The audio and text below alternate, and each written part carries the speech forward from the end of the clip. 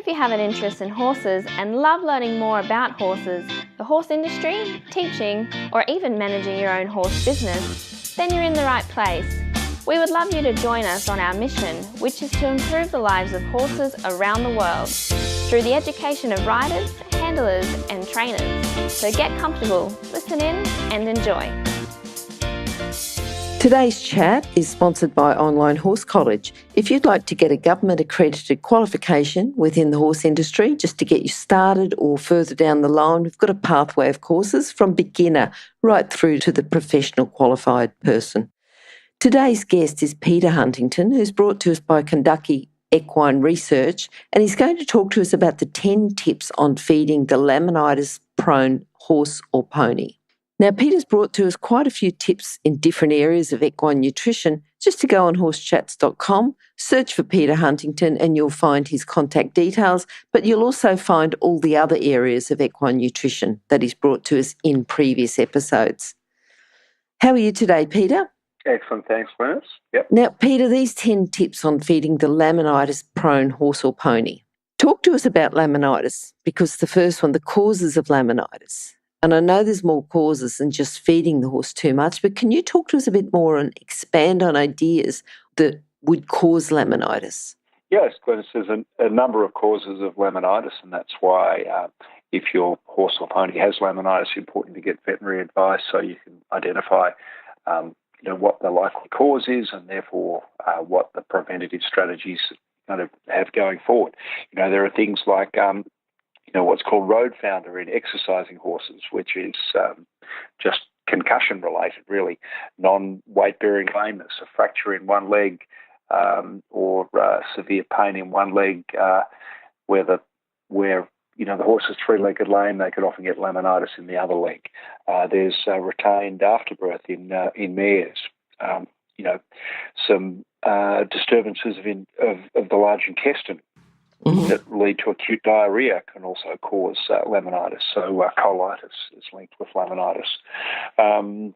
There are some drugs that can bring it on, but the sort of more common ones are related to feeding and related to body condition, and they're gorging on starch-rich grains, lush pasture, and a couple of hormonal ones that and obesity, and that leads into one of the hormonal conditions or the metabolic cause of laminitis, which is equine metabolic syndrome. That's a term that's only been used for the last few years, and the other one is PPID, which people commonly call Cushing's disease. It's a disturbance of the pituitary gland, and again, that overlaps with metabolic syndrome in some instances. Mm-hmm, mm-hmm. So quite a lot of causes, and important to identify the specific cause because the preventative strategies are going to vary. Now, if we're talking about causes, what about the symptoms and diagnosis of laminitis? Well, laminitis is a very sore-footed horse, often all 4 feet, usually, but sometimes just in front, and often front feet are worse than hind feet. And it's the horse that's sort of reluctant to move. The sort of sore horse stance, often if their front feet are worse, they'll have their front feet out in front of them, trying to keep more weight on the back feet. And, you try and pick one foot up, and that's very difficult because they don't want to lift the foot off the ground. Puts more weight on the other leg. So the horse reluctant to move, pain around the coronary band. If you palpate around the coronary band, there's pain there, and what's called a bounding digital pulse, where if you put your sort of where the arteries and veins run around the fetlock, which is at what I'm trying to see, 2 o'clock, I suppose you'd put it. Yeah, yep. 2 o'clock on the yep.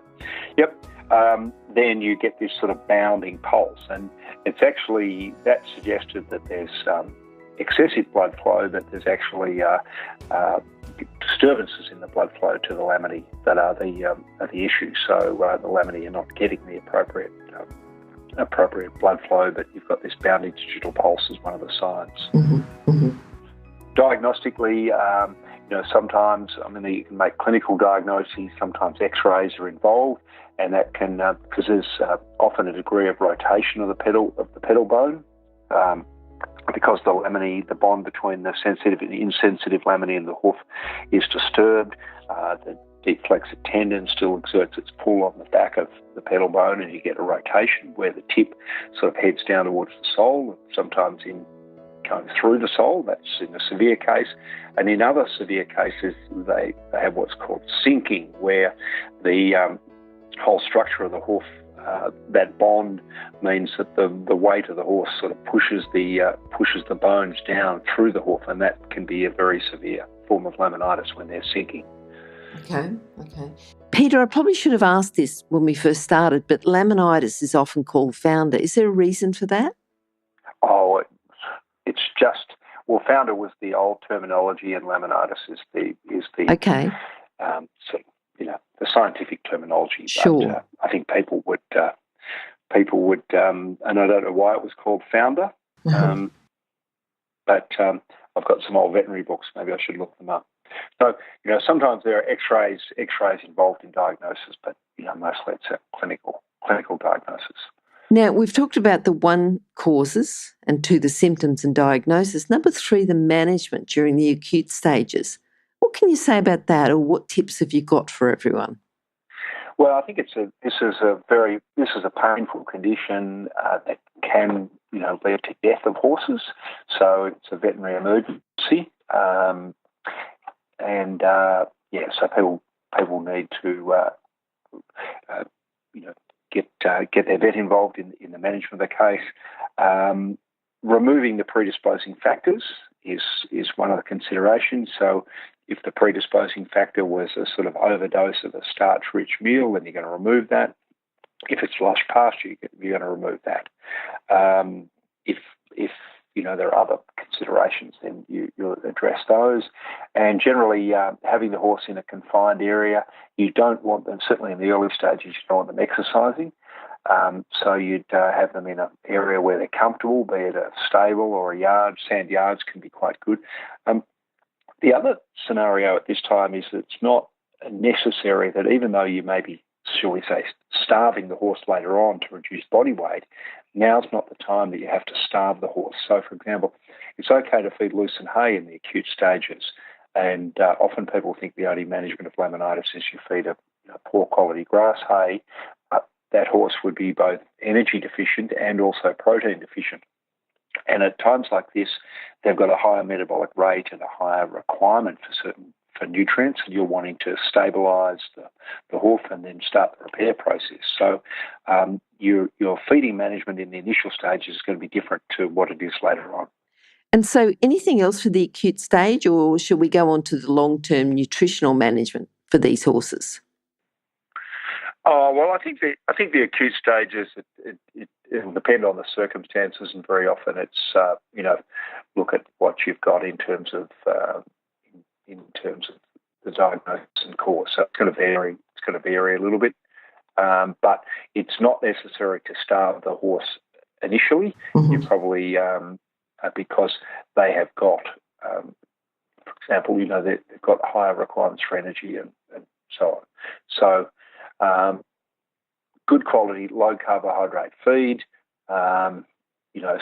loosened hay is okay, super fibres are okay.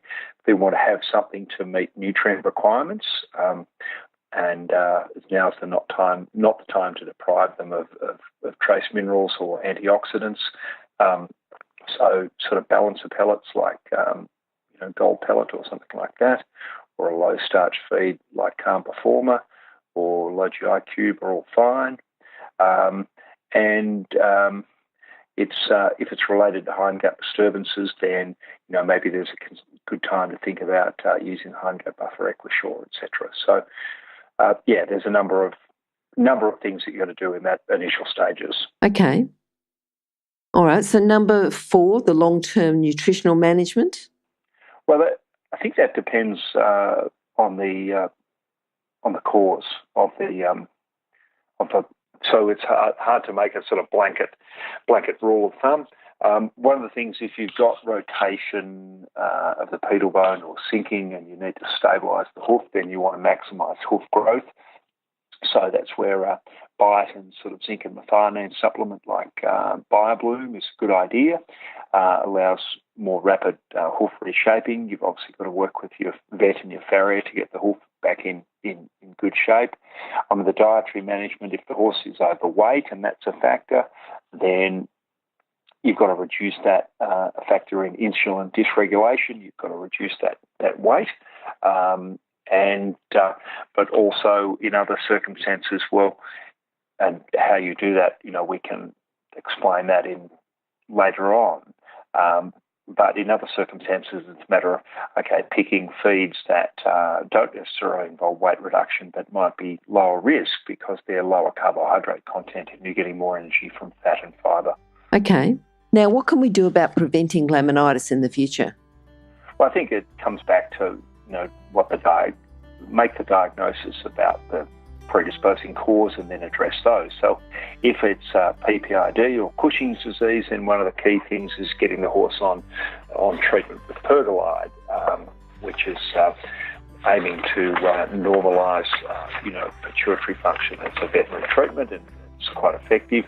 And people can visualise the horse with PPID is the older horse with the long shaggy coat that doesn't shed in summer. Mm-hmm. So that's a pretty classical diagnosis, but many horses have the condition and are predisposed to laminitis even before they have a long shaggy coat. So I don't think they have to have that long coat to have the disorder.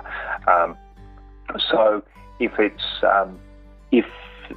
metabolic syndrome, then this combination of sort of weight loss through dietary restriction, through calorie restriction particularly, and exercise when exercise is possible, which improves insulin regulation and normalises insulin regulation, is a key factor.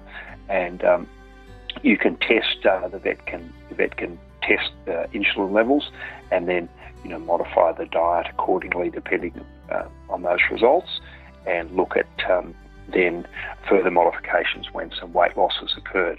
I think exercise is really important once the horse can start exercising, because you obviously can't do it while their foot is unstable.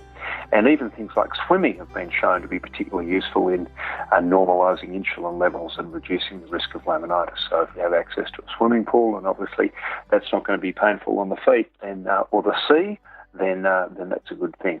Okay, good. If you're an equestrian coach or a horse riding instructor, or even if you aspire to be one, have a look at the free video series for horse riding instructors on the Horse Chats website. Go there now, have a look, horsechats.com. What is the role of pasture in laminitis? Point number 6. How does that play? Well, pasture is obviously a key trigger for laminitis, and I think one of the things here is that the pastures that we have these days are much higher quality, much higher energy, higher protein. They've been sort of developed to maximise productivity in ruminant animals, and they're too good for many horses, particularly ponies that are more used to sort of more sparser or less productive native pasture. So it means horses are more prone to obesity, and they've also got higher levels of things called fructans, which are these carbohydrates in grasses that are not digested. So there's sugars in grasses that aren't digested in the small intestine, and they flow through into the large intestine where they're fermented and they produce acid. And hindgut acidosis is one of the starting points for laminitis. So, excuse me.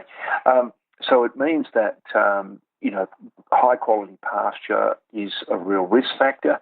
There are seasonal variations, so spring and autumn are the times of risk, and there are variations in fructan levels throughout the day. And so if you have stressed pasture, particularly if you have a cold night and a sunny day, the levels can increase dramatically. So many horses that are prone to laminitis have to have restricted grazing, and grazing muzzle's a great deal there. Grazing muzzle means that depending on the type of pasture and how inventive the horse is, you may cut down their grass intake by about 80%, mm-hmm. but they still get some exercise, and the exercise is good. But it may mean that horses can only have access to pasture for a short period of time. And even, research has shown that ponies can get about half their daily sort of pasture intake in 4 hours and can get massive amounts. They put their heads down and they really eat like machines. So it may be that you think you can't put them out for half a day. You've got to put them out for only just a few hours or an hour, And I think a grazing muzzle is the way to go Okay. in those circumstances. Now, number 7, feeding the overweight horse with laminitis. Okay, well, what we're doing here is we're wanting to supply a balanced diet that's got but only supplying a part of the energy needs so the horse loses weight, and then we can get improved insulin regulation because of that. So what we need to do there is feed no treats, no grain, no sort of molasses, often no pasture, and we're looking at circumstances where we're going to feed a lower quality grass hay. Ideally, we're going to test that hay for its non-structural carbohydrate, its sugar and starch content. But if we don't test it, well, we're going to soak it, and soaking it for in a good volume of water for probably at least 60 minutes is required. The more water you have, the less you need to soak for. The hotter the water, the less time you need to soak for. And that can reduce the sugar content and reduce the risk. And we're going to feed that maybe starting at 1.5% of the horse's body weight, maybe a little bit less depending on the circumstances. But we're also going to add things like a salt block. We're going to add a low-calorie, low-intake balancer pellet, like, say, gold pellet, example, which is going to supply other nutrients that the horse needs, things like copper, like zinc, like selenium, like vitamin E, vitamin A, etc., important for health and repair of tissues. And depending on the severity of the hoof damage, you're probably looking at a biotin, zinc and methionine supplement. There are some nutrients that can potentially have an impact on glucose and insulin responses, and you might want to think about those. Cinnamon, which seems to work in people, isn't one of those in horses. Magnesium has not been shown to work, but things like psyllium, which people use to get rid of sand, and also fish oil-based supplements have all been shown to be useful in terms of moderating glucose and insulin responses. What about horses that need to gain weight? A proportion of horses that with metabolic syndrome are normal weight and still have insulin disturbance, but this is probably more the horse with Cushing's or PPID, so the older horse. Their teeth may be not in great shape, so feeding them hay might be a challenge because they can't eat it, in which case what you've got to do, you've got to pick low glycemic feeds for these horses. So these are feeds with a low carbohydrate content and getting a lot of their energy from fat and fibre. Things like, obviously, all sorts of hay. You wouldn't feed the overweight horse lucerne because they'd stay overweight for longer, but you can feed these horses lucerne. Super fibres like, beet pulp, soy hulls are great, and there are a number of feeds that have a low to moderate starch and sugar content, and you've got to feed them these sort of horses small amounts. So they're going to be fed small meals because that reduces the carbohydrate content. Equitrol, which is a high-fat supplement, was shown it to have a glycemic index of 50, which is sort of half that of grain, and that's a really useful supplement for putting weight on these horses and doing it safely. So there's a number of energy sources that you can use safely. Number 9, can we talk about performance horses who are prone to laminitis? How common is that? Well, this is sort of, it's not uncommon. And I think here you've got, I'm going to pick on one sector of the horse industry, and that's the show horse sector. And I think show horse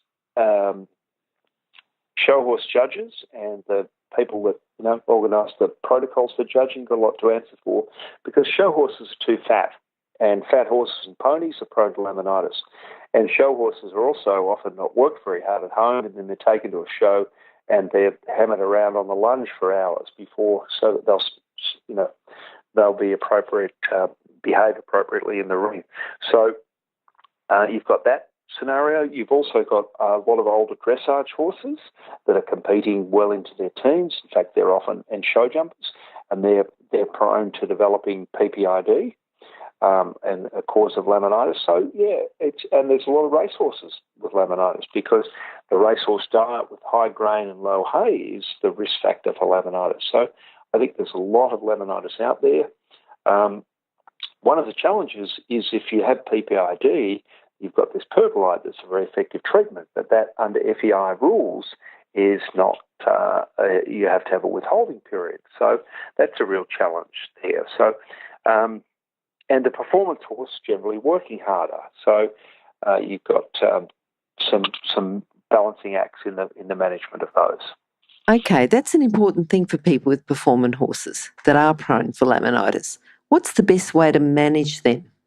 Well, I think that depends on the individual circumstances. So sort of, you've got a performance horse, you've got to work it out with your veterinarian, the vet side of the management, with the farrier, the hoof management, and with a nutritionist. So with somebody who's professionally qualified to work out a diet and look at how that sort of diet meets the energy needs for performance, the body condition needs, and yet is still a safe diet in terms of energy sources and laminitis. Now, we do that.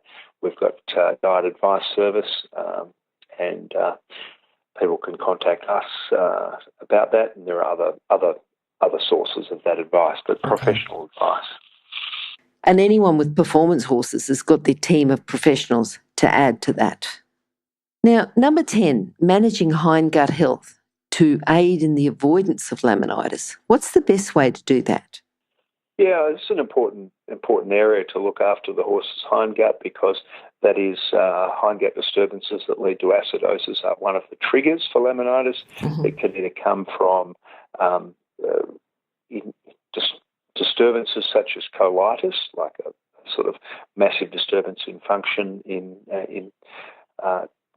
function of the colon. They can come from overloads of lush pasture or overloads of low-starch grain. So you've got a few different risk factors there.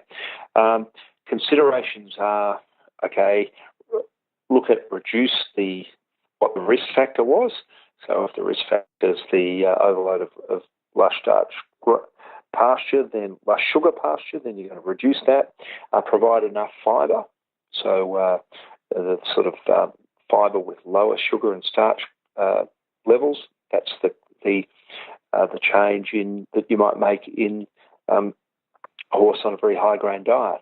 And there's also some hindgut buffers that normalise hindgut pH. So we have one called Equisure. That's actually a protected form of sodium bicarbonate that lasts through the stomach and the small intestine, gets into the large intestine, and is there to buffer the acids. So that can protect against this sort of low pH that starts to kill off large populations of bacteria and disturb the microbiota, and can be one of the risk factors with laminitis. So looking after hindgut health as well as looking after gastric health is important. Now, Peter, can we run through these again, the 10 tips of feeding the laminitis-prone horse or pony? That's hard because there is not just it's hard to summarise because there is a number of factors in each of these topics. So, I'll try and summarise the overall. Yeah, let's just summarise the overall. Laminitis is a really big topic, and we probably could have done several of them. One would be, manage your horse's body condition is number one. Don't let them get fat. That's number one. Number two, have a good farrier and a good program of horse care, so the hooves stay in good shape. Number three would be very careful with lush pasture, particularly with ponies and certain breeds, pony breeds, and be careful with overfeeding starchy feeds. Feeds with a lot of starch in them, because they can both of those can contribute to hindgut disturbances. Exercise your horse enough. If you exercise them more, then they're less risk of becoming obese.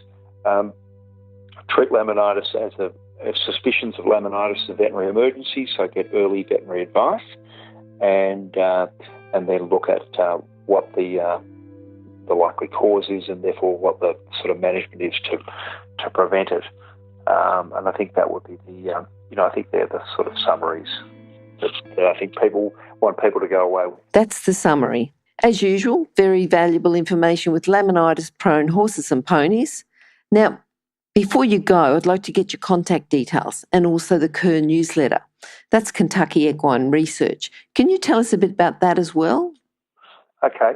Yeah, so contact-wise, I've got a 1-800 number, 1-800-772-198, or people can email advice@ker.com. And the other fantastic source of information is equinews.com, which is a website we have that you can use to sign up for a fortnightly electronic newsletter called Equinews, but that has a search function, and if you put laminitis in, I'm sure you get heaps of really good advice, and probably written more eloquently than I've spoken about it. But it's easy to understand, so in one page sort of deal. So go there if you've got any queries. Go there and look at signing up for the newsletter, because you get things that come along each week or each fortnight, and they go, oh yes, I wouldn't have thought to look that up, but it is interesting to know it. And even if it reaffirms the ideas you already have. Brilliant.